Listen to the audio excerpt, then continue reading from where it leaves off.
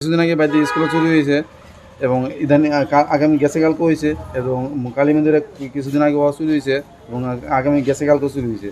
প্রত্যেক বছরই চুরি হয়, প্রত্যেক বছর 2-3 বার করে চুরি হয়। স্কুলও ইদানিং 2বার হয়েছে, 2বার পর 2বার হয়েছে। স্কুলও গেছে কালকে হয়েছে এবং মন্দিরও হয়েছে। কি নিছে মন্দির থেকে? মন্দির থেকে টাকা নিছে, ক্যাশ বাক্স ভাঙিয়ে সেটা। এটা কোন মন্দির? বাদী শক্তিমেলা সংঘ।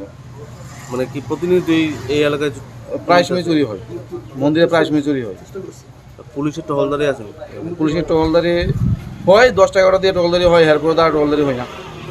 এর কিছুদিন আগেও প্রায় 15-20 দিন আগে আমাদের স্কুলের মধ্যে কে বা কারা দুষ্কৃতীরা রাত্রেবেলা ঢুকে স্কুলের সম্পূর্ণ দরজার লক ভেঙে দিয়েছে এবং স্কুলের যে গডরেজ আলমারি যা কিছু আসলো সব কিছু ভেঙে নষ্ট করে দিছে। এরপরে আমাদের কতগুলি ট্যাবলেট আসলো স্কুলের মধ্যে, স্টুডেন্টরা যেটা পড়াইতো টিচাররা 40টার মতো ট্যাবলেট নিয়ে গেছে এবং কিছু টাকাও আসলো, ওটা 5,000 টাকার মতো, ওই টাকাটা সম্পূর্ণ টাকাটা নিয়ে গেছে এবং নেওয়ার থেকে তারা নষ্ট করে দিয়ে গেছে বিশ্ববিদ্যালয়ের মধ্যে।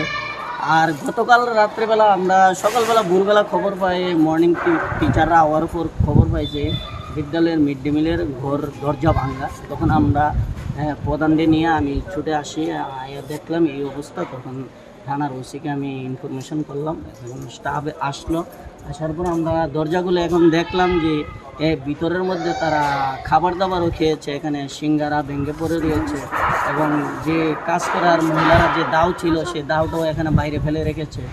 তো আরেকবারও এরকম হয়েছিল গত 1 বছর আগে, আমাদের এই বিদ্যালয়ে মিড ডে মিলের সিলিন্ডার চুরি করে নিয়ে গিয়েছিল। তো তো এই সিলিন্ডারগুলি আমরা আবার পেয়েছি, চোর আমরা ধরেছি, তারপর আমরা তাদেরকে থানাতে হ্যান্ড ওভার করেছিলাম। কিন্তু আগে যারা যে চোর এই ঘটনা করেছিল তারা এখনও বাড়িতে নেই, তারা অন্য রাজ্যে আছে। কিন্তু কে বা কারা, আমার মনে হয় বিশেষত এই এলাকার যারা ড্রাগস অথবা অন্য নেশা যারা ব্যবহার করছে, আমার মনে হয় তারা এগুলি নষ্ট করছে।